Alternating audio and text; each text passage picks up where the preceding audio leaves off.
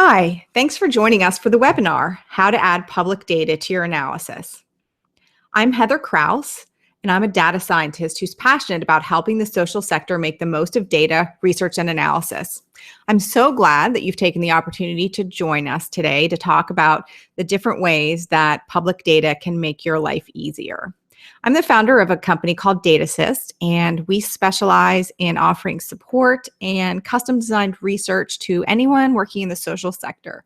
So nonprofits, governments, advocates, and foundations. I'm going to talk a little bit about some of our experience and suggestions in how to add public data to your analysis. Then I will open the webinar up to questions, and the link to ask your questions will appear at the top of your screen once we have opened up the question and answer forum. So let's get started. Data is super hot right now. We can say a lot about the value of big data and the importance of open data. Collecting data can be expensive and time-consuming. It can be very hard to know if your results are trustworthy.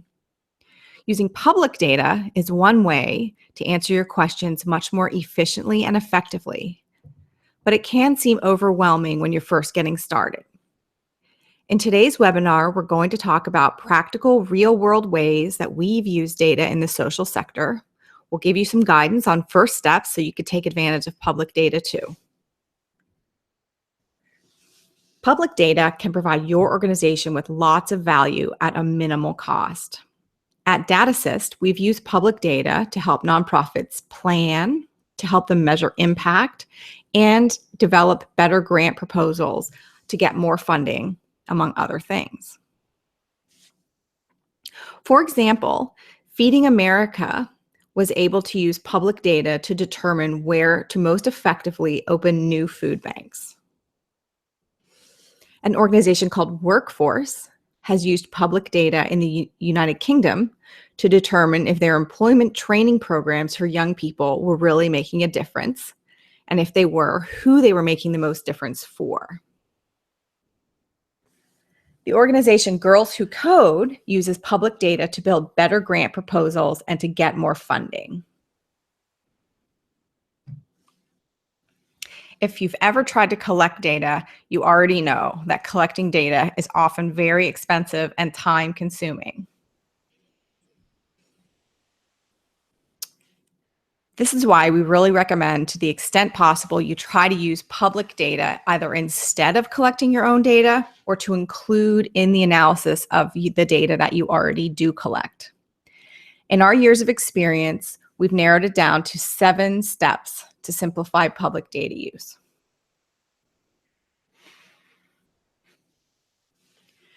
Choose your question as step 1, then make a data wish list, then check your resources, then look for public data, then combine any data that you'd like to use, then conduct your analysis, and then most importantly, utilize your findings. So step 1 can seem obvious. It's choosing your question. It seems obvious, but it's really important to get all the stakeholders together to determine what question you actually want to answer.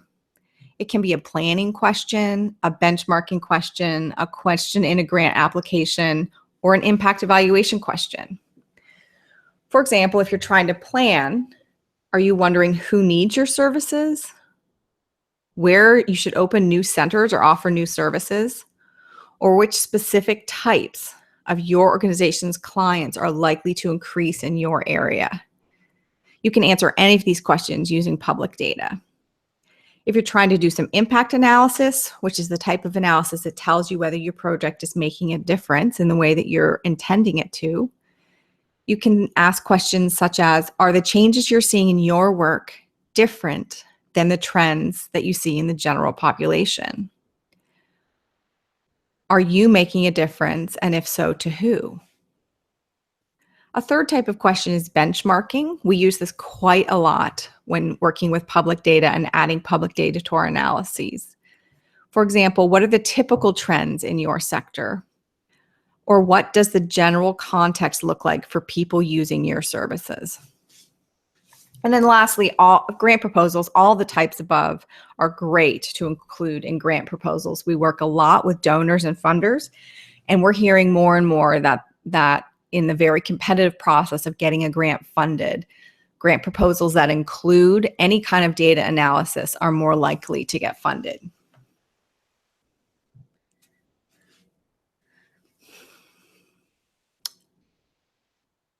Some examples of questions we've worked with lately about what do we really want to know are, where should we put a food bank?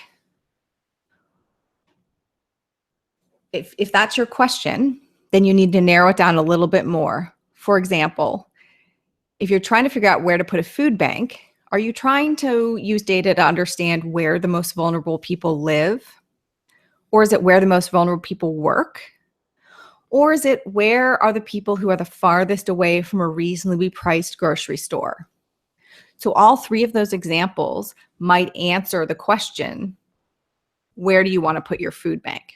So when you're designing your question, try to make it as specific as possible.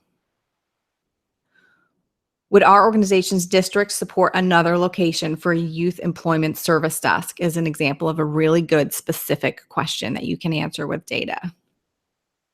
How can I show my potential donor that there is a need for my organization's service to people in HIV in Pennsylvania? Is another example of a very specific type of question. So once you have your question, you want to make a data wish list. What kind of data would best help you answer this question? It's really important at the beginning to make a list of your dream data. So make a list of the data, whether you think you can get it or not, whether you think it exists or not. Because until you really do this brainstorming activity, you have a hard time searching for what you might want. Once you've made your list of the data you want, step 3 is checking your resources. What data does your organization already collect? Often when I am working with an organization, they'll look at me and say, we really don't collect any data. And more often than not, your organization has more data than you think it has. They often have a lot of data that's not getting used, and finding data inside your organization is a really good way to kickstart any analysis without having to spend very much or any additional money. For example, does your organization collect any kind of surveys? Does it have participation records? Does it have administrative data? And so administrative data is anytime people check in or register for a project or inquire about a service. Many organizations collect this type of data, but forget to use it.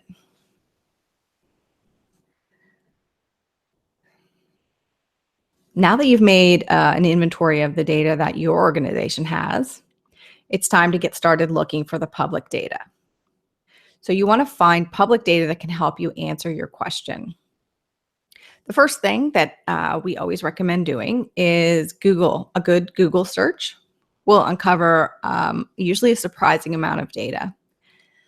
Census data, many states, countries, districts, and counties collect census data, and usually will make this kind of data available to the public.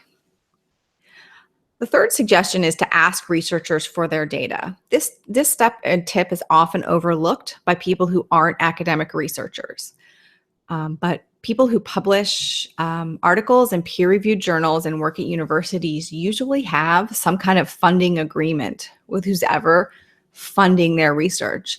And more, those funding agreements require them to make their data available to anyone who can use it for the social good. So don't be shy. The worst thing that can happen is they can turn you down, but look at the researchers working in your area of interest and simply email them. You'd be surprised how much data they have. The last thing is online searches that are using different search engines than Google. There's several paid search engines that can find specific data, but we don't really recommend those. We think you can find most of what you need on Google unless you're doing some kind of specific health-oriented clinical trial. In looking for public data, the easiest thing and the most obvious thing and the first step that we recommend to everyone is to use Google. So you put in the subject matter. So in our example here, we're looking for data on refugees, and then you include the word data. And every time, you'll get many, many hits.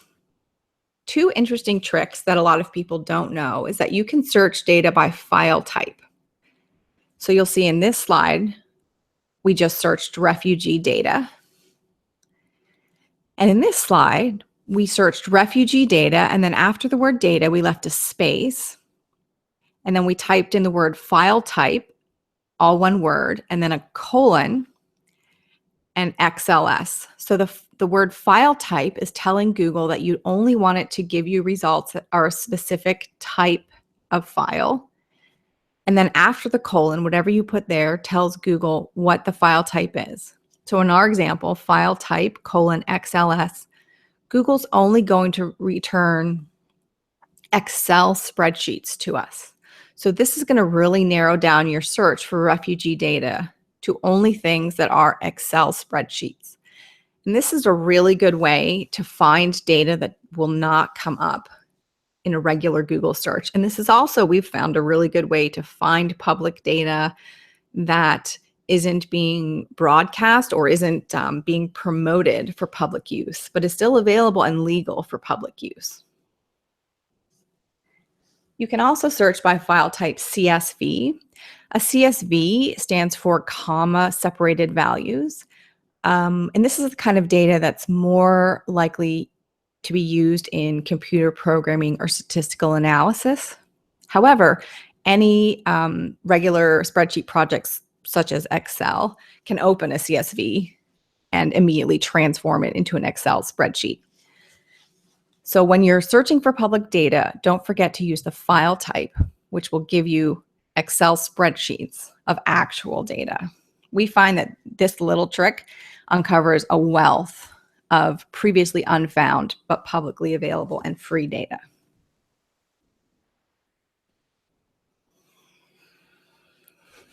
Step 5. Once you've found the public data, if you have more than one source, you'll want to combine it. So this is where you'll merge your private, your program's data, and public data if necessary. This is an optional step. You don't have to combine the public data with anything. Lots of times we've used public data on its own. So you can use public data on its own. You can use it in combination with other public data, or you can use it in combination with your internal proprietary data. This is an entirely optional step depending on how many sources of data you have and want to use. If you are going to combine the data, that means that the data has to be merged by at least one common variable. There has to be something that can link the data sets. So for example, if we have our program's individual administrative data, so this is, say, a registration book, all the people who have registered and participated in our project, and we want to merge that with some public data that will show us the average income from the neighborhoods that our participants live in. So these are the two data sets that we'd like to merge. And you can see that both of these data sets have a variable called county and a variable called state. So you can easily take those two variables and merge the data sets. If we look at a slightly different example where we have administrative data and public data again, but in this example, our administrative data has only collected county and state, but the public data this time only has state, not county. So you can definitely still combine these two data sets, but you won't have the county information in the public data. So you'll have a less granular analysis. If we look at a third example where we've collected the same administrative data about our program participants, and we've gotten a different source of public data about average income, you can see that the average income is only being looked at by year. They're not telling us which state or county the average income is for. which means that there's no match between these two data sets. And these two data sets are an example of something that you wouldn't be able to merge.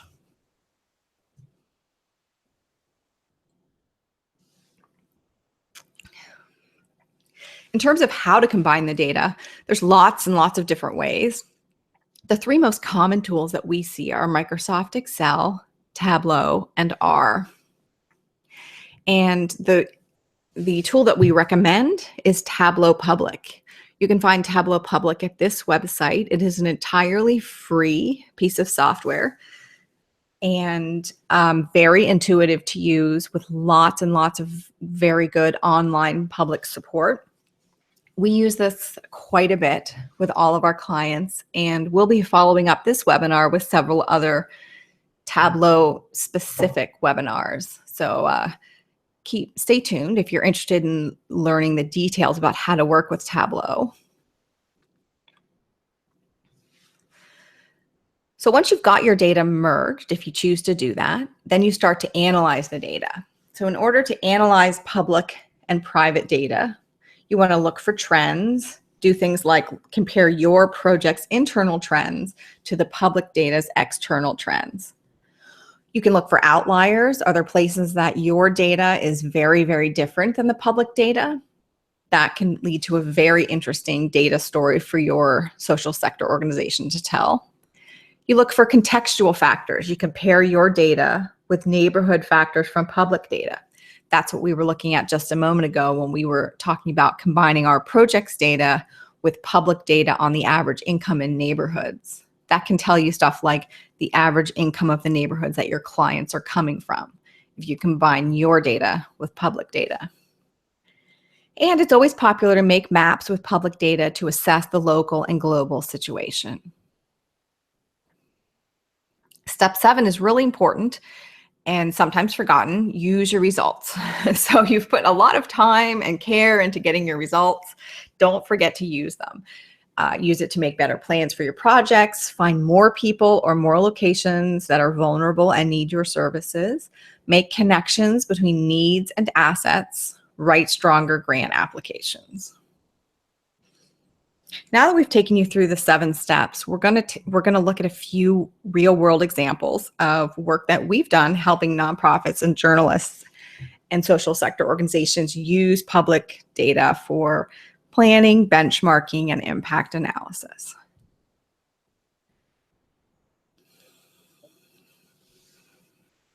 We're going to start with an example of using public data for planning.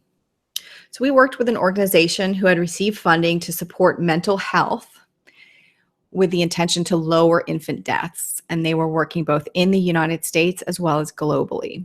And they needed to start out by deciding where to target their initial pilot efforts. A quick Google search showed us that the Kaiser Family Foundation has free and very usable data on exactly this topic.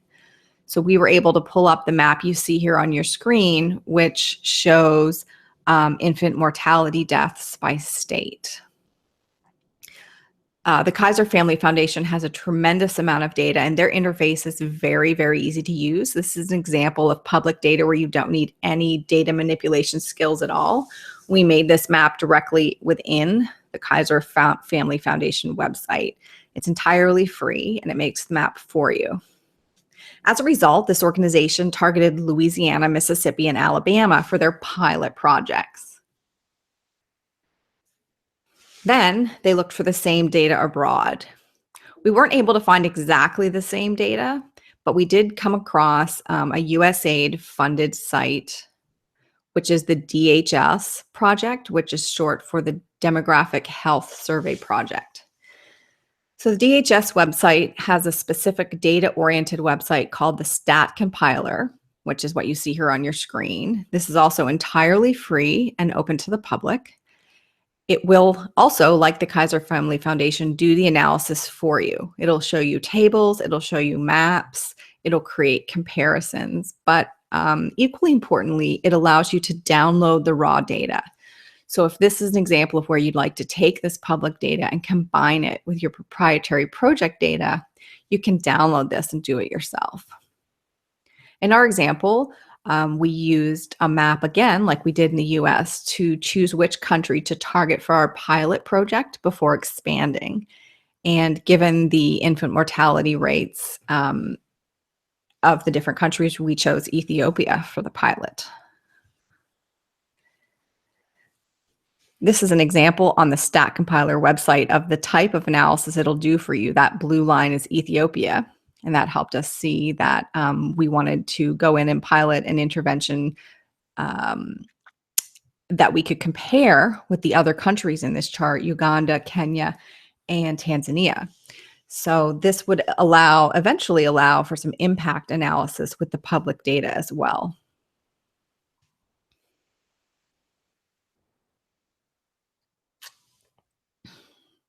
For our second example, we worked with CARE to use public data for benchmarking.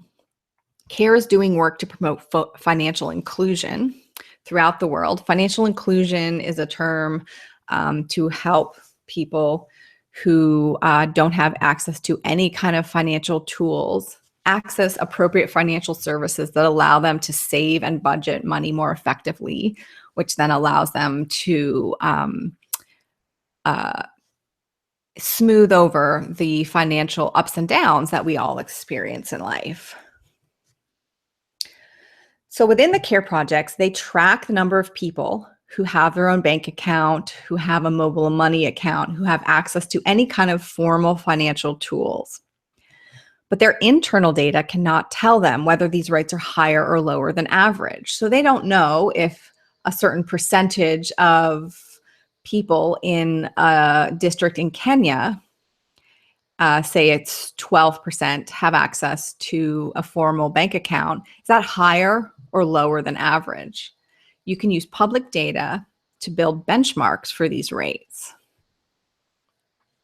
The World Bank has very detailed data on financial inclusion that they collect every 2 years, and they offer it to the public entirely for free. Again, this website will actually do the analysis for you. This slide shows their website, and it'll make maps for you. It'll make charts for you. It'll allow you to analyze the data with no tools to manipulate data other than the website itself. But it also allows you to download the data in very specific detail and combine it with your data. This allows us to establish locally relevant benchmarks as to what the typical financial inclusion rates are like in the areas that CARE is providing service. So instead of having to spend the money to collect the data from their project people, as well as to spend a great deal of additional money to collect data from people not involved in their project, they were able to only collect the data from their project participants and then use the World Bank Findex data for free to get an understanding of what the people who are not CARE project participants are experiencing. Also for this project, we reached out to academic researchers to ask them to share their data. This is an important new study that came out in a prestigious peer-reviewed journal, Science, on the long-run poverty and gender impacts of mobile money. So this research was directly related to the work we were doing with CARE.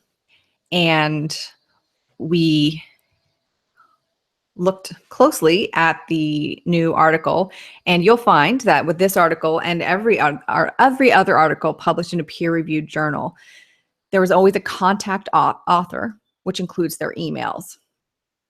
The corresponding author in this case was a little overwhelmed and very busy, but eventually did get back to us and share with us all of the data that they collected. So that was probably $500,000 worth of data that they were willing to share with us for free, out of the goodness of their heart, and also because their grant application required them to. So it can take a little bit of courage, but I highly, highly recommend writing to academics who are doing work in your field and asking them to share their data. If they need to remove the identifying characteristics, of course, people's names, people's addresses, things like that from the data sets, that's fine, as long as they leave in the pieces of the data that you need. As a result, we were able to benchmark exactly how many people in the communities that CARE was working with had access to banks and how many didn't, both for care participants and for the general community, which made a really big difference in understanding how well or poorly the care projects were doing. In our final example, we're talking about showing impact. Now, formal scientific impact studies are very expensive to conduct. Shelter from the Storm was supporting vulnerable youth by providing access to health care. They believe that providing access to these vulnerable youth was making it more likely that they would graduate from high school. But how do you prove this?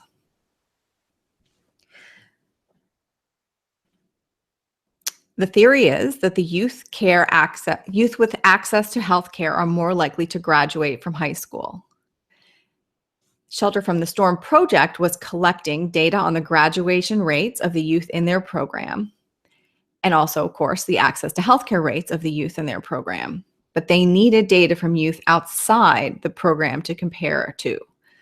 In order to show impact, you have to be able to compare kids in your project with kids outside your project who are similar to them.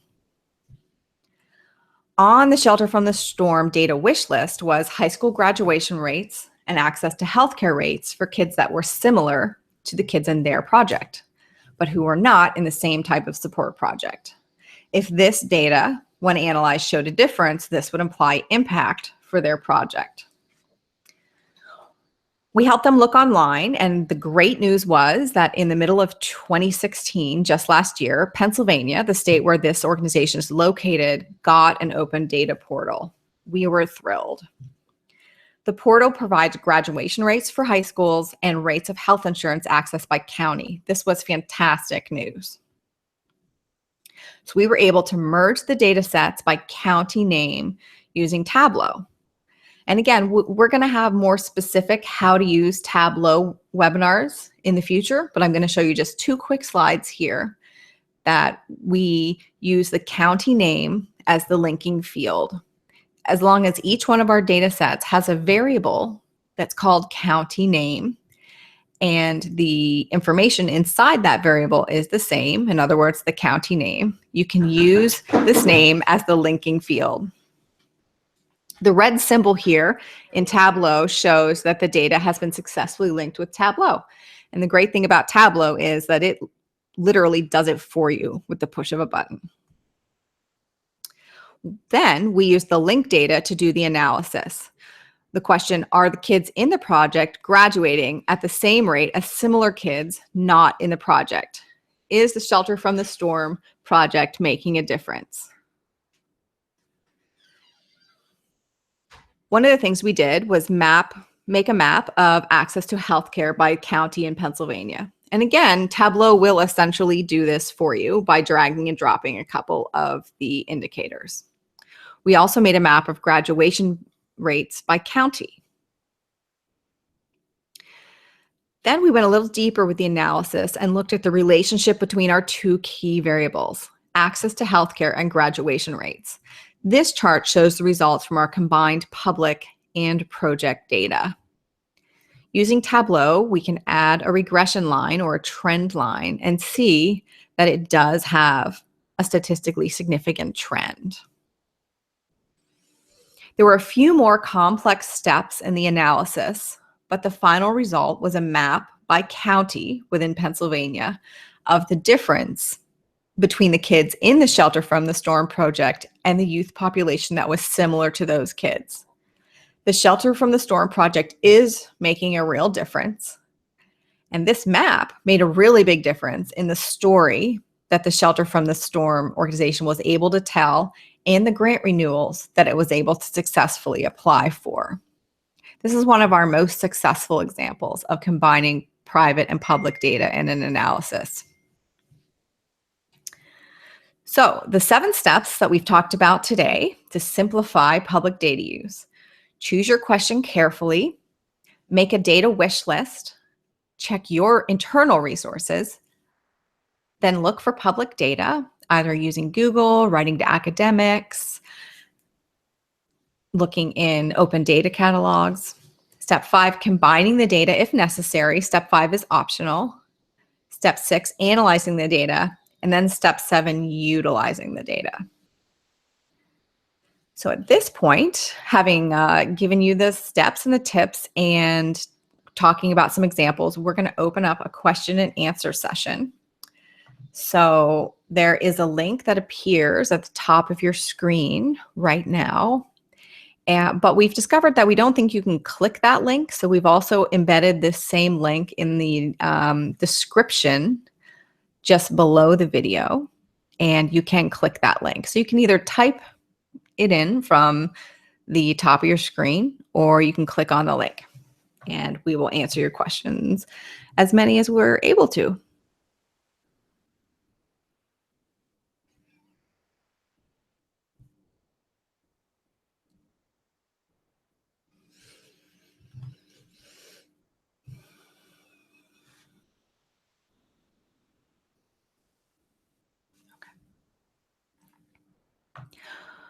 Okay. A few questions are coming in. I'm just going to give it another minute and see if we have duplicate questions. You can also upvote and downvote questions. If someone's asked a question that you really want to have answered, then you upvote it.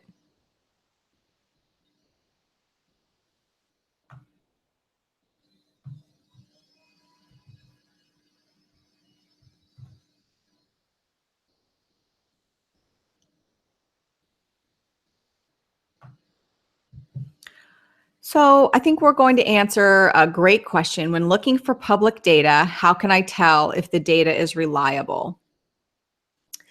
This is an excellent question, and I'm very glad that you've asked it because there is a wide variety and quality of data.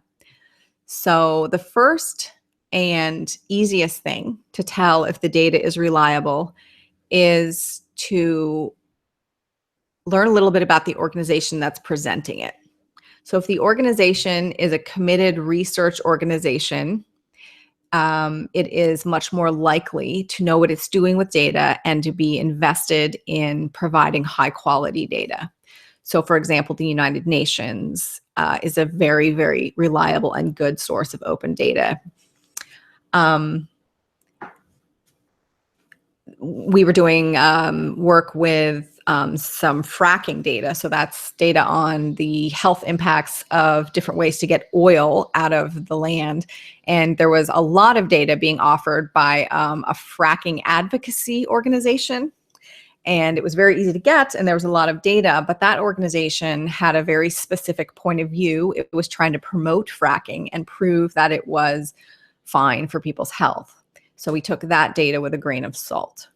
So that's an example of understanding the organization that you're getting your data from.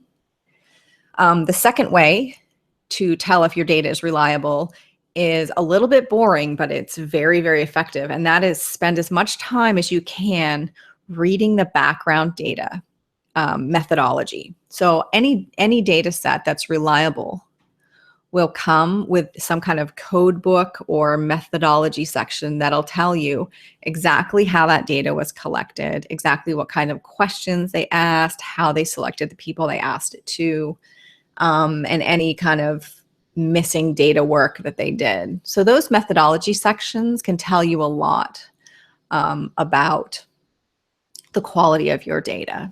And then the third thing to do is simply run it by a data scientist or a statistician or a researcher, because they can usually tell fairly quickly whether or not your data is reliable.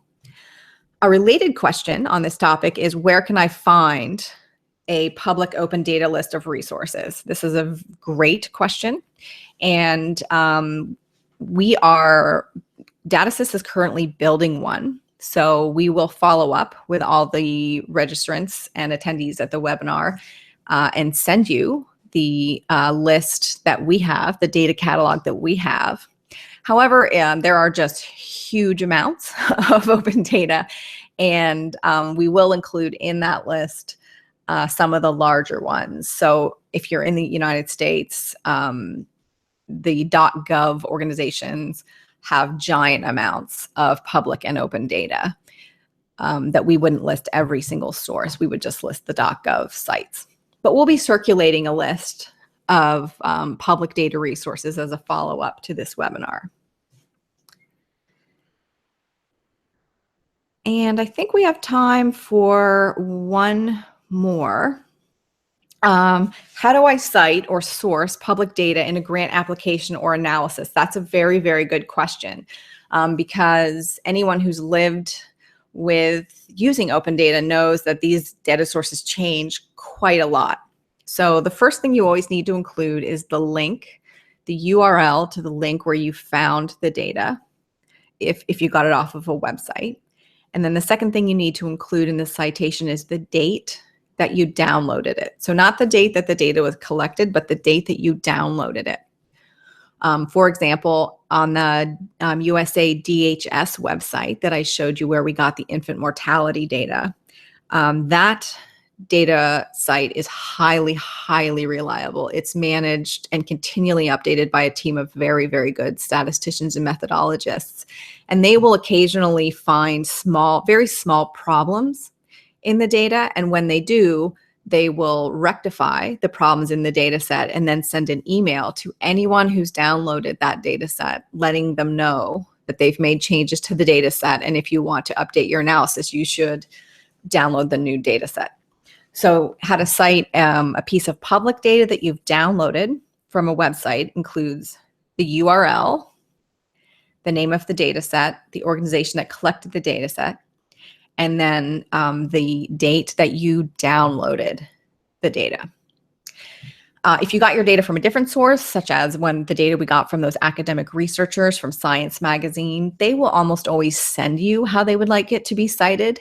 If they don't send it to you, then you can simply use the standard citation for that journal article, and which you can copy and paste from Google Scholar, and then put in brackets the raw data from analysis. So thank you so much for your time.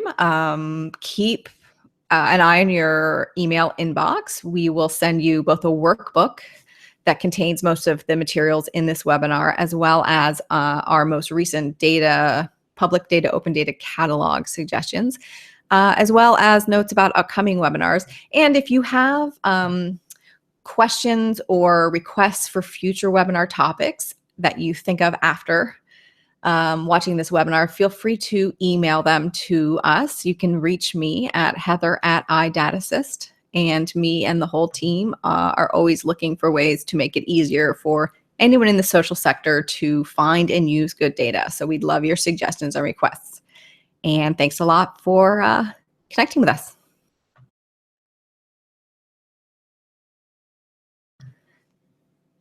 Last thing is that this video will be available at the DataSys channel immediately after we wrap up here, and it will stay there indefinitely. So you can refer your friends to it and watch it again. Thanks.